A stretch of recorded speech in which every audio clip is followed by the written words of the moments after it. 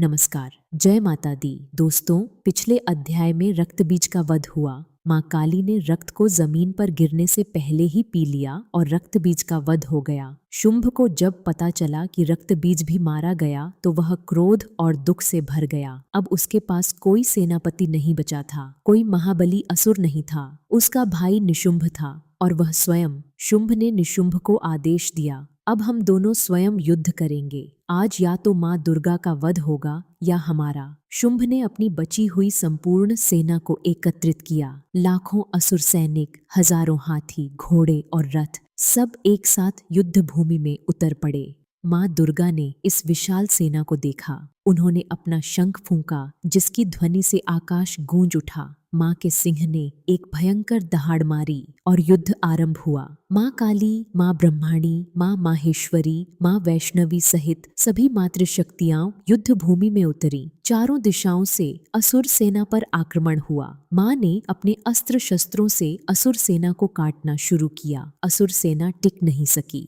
एक एक करके असुर सैनिक धराशायी होने लगे। देखते ही देखते शुंभ की सारी सेना नष्ट हो गई। सेना के नष्ट होने के बाद निशुंभ स्वयं आगे आया। वह अत्यंत क्रोध में था। उसने माँ पर एक के बाद एक भयंकर प्रहार किए। उसने माँ पर शक्ति अस्त्र चलाया, त्रिशूल चलाया, गदा चलाई। माँ ने निशुंभ के हर प्रहार को काट दिया। माँ ने अपना बाण चलाया और निशुंभ का त्रिशूल तोड़ दिया। माँ ने अपनी खड्ग से उसकी गदा काट दी। निशुंभ ने अपने हाथ से ही माँ पर प्रहार करने का प्रयास किया। माँ ने एक भयंकर हुंकार की और निशुंभ को अपने त्रिशूल से भेद दिया। निशुंभ भूमि पर गिर पड़ा और उसका वध हो गया। अपने भाई निशुंभ को गिरते देखकर शुंभ का हृदय टूट गया। वह क्रोध और दुख के मिश्रण से भरकर माँ के सामने आया। शुंभ ने माँ से कहा, हे देवी, तू अपनी शक्ति पर गर्व करती है, किंतु यह गर्व उचित नहीं है। तू अकेली नहीं लड़ रही, तूने दूसरों की शक्ति ली है। सभी देवताओं की शक्ति तुझमें समाहित है।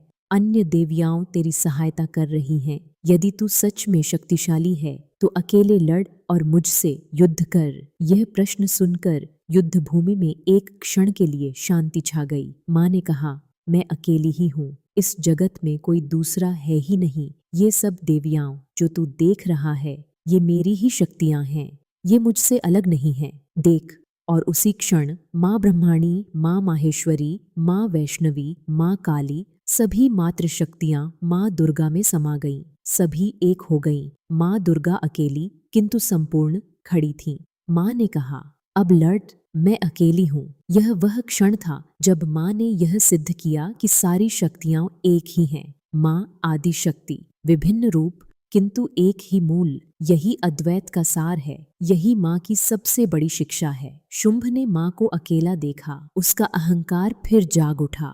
उसने सोचा, अब माँ अकेली हैं, अब मैं जीत जाऊंगा। शुंभ ने माँ पर भयंकर आक्रमण किया। दोनों के बीच एक भीषण युद्ध हुआ। शुंभ ने अपनी संपूर्ण शक्ति लगा दी। उसने माँ पर हर प्रकार के अस्त्र शस्त्र चलाए। माँ ने हर प्रहार को काटा। माँ ने अपने बाण से शुंभ के अस्त्र नष्ट किए। माँ ने अपनी खड्ग से उसके शस्त्र काटे। अंत में माँ ने शुंभ को भूमि पर पटका। उन्होंने अपना त्रिशूल उठाया और शुंभ के वक्षस्थल में भेद दिया। शुंभ भूमि पर गिरा। उसका वध हो गया। जिस शुंभ ने तीनों लोकों को अपने अधीन किया था, जिसने देवताओं को स्वर्ग से भगाया था, वह माँ दुर्गा के एक प्रहार में धराशायी हो गया। शुंभ के वध के साथ ही संपूर्ण असुर शक्ति का नाश हो गया। तीनों लोकों में एक साथ परिवर्तन आया। स्वर्ग में पुनः दिव्य प्रकाश फैल गया। सूर्य अपने तेज पर आ गया। नदियां निर्मल हो गईं। वायु शुद्ध हो गई। देवता आकाश से उतरे और माँ के चरणों में नतमस्तक हुए। इंद्र ने माँ को प्रणाम किया। सभी देवताओं ने माँ की स्तुति की।